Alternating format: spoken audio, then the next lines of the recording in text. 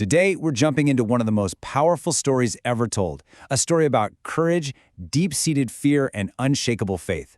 We're going to break down that exact moment when the prophet Moses was given a divine mission that was, let's be honest, absolutely terrifying. Just put yourself in his shoes for a second.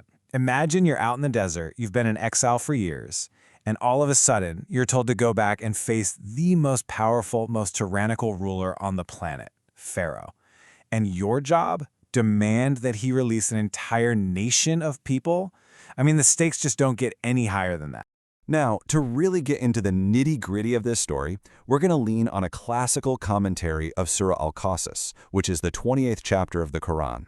Think of this text as our guide, a kind of magnifying glass that lets us zoom in on all the details, the divine call, that very human reaction, and the incredible solutions that were offered.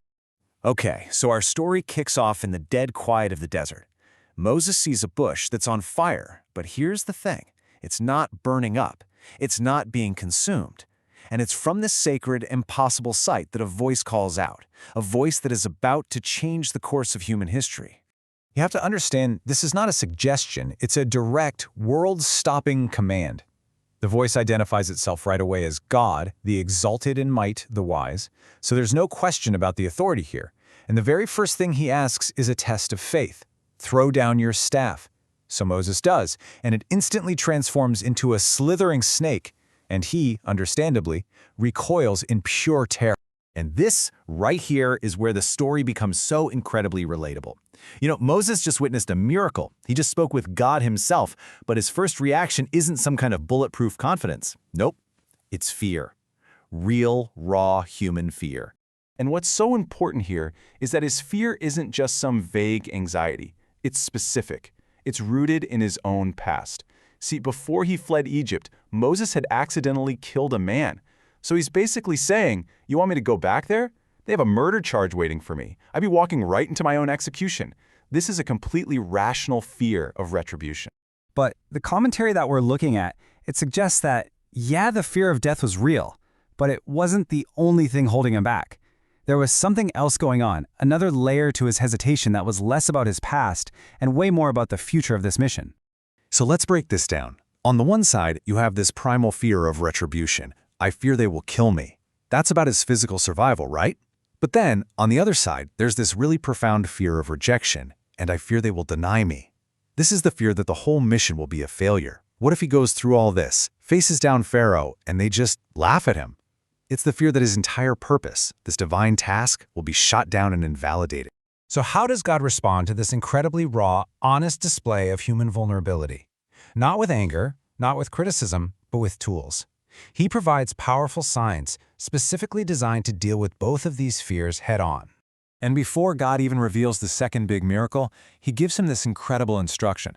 The commentary explains that this phrase, draw your arm to your side against fear, is like a divine prescription for finding your calm. It's a physical action meant to anchor him, to give him a sense of security when he's feeling that overwhelming terror. It's literally a tool to manage the feeling of fear itself. So, God gives Moses two undeniable, irrefutable proofs. First, you have the staff turning into a serpent, a very real, very tangible sign of God's absolute power over the natural world. And second, his own hand, which he pulls out and it's shining with this brilliant supernatural white light. These aren't just magic tricks, they are his divine credentials. And this is the key. These miracles were the direct answer to his fear of rejection. They were his evidence. God is essentially telling him, you're worried they won't believe you? Show them these. These are two conclusive proofs from your Lord. They won't be able to deny it. But, you know, divine signs were only one part of the solution. Moses knew that to go up against a figure like Pharaoh, you needed more than just miracles. You needed to communicate. And he was very, very aware of his own limitations in that department. And this is just such a powerful moment of humility and self-awareness. Moses actually admits that he has a speech impediment. He says, "My brother Aaron is more eloquent in speech than I." He knows that to deliver this world-changing message, you need a level of clarity that he might not have on his own. He doesn't ask to be let off the hook. He asks for a part. The commentary we're using really explains why this was such a brilliant request. Aaron wasn't just going to be a translator. He was there for eloquence, to make sure the message was delivered perfectly. He was there as a helper, a companion, because this was going to be a lonely and terrifying journey. He was there to validate and confirm what Moses said, and maybe most importantly, to provide that moral and spiritual backup. Okay, so let's recap. Moses laid out his fears. He received divine signs to counter them, he asked for human support, and now we get the final, definitive response from God that just seals the entire deal. And the response is just beautiful. God says, "We will strengthen your arm through your brother." This completely validates Moses' request and confirms the power of having a partner. God doesn't just say, okay, he actually weaves Aaron into the divine plan, empowering both brothers and giving them shared authority to take on this mission. And so, there it is. The picture is complete. Moses is no longer just some guy with a terrifying mission, he is now a divine agent.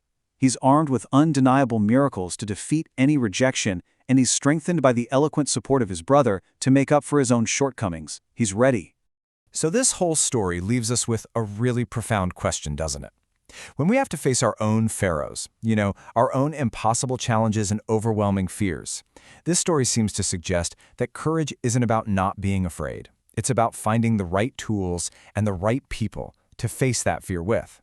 It's in that combination of having faith in something bigger than ourselves and the very real strength that we can draw from each other.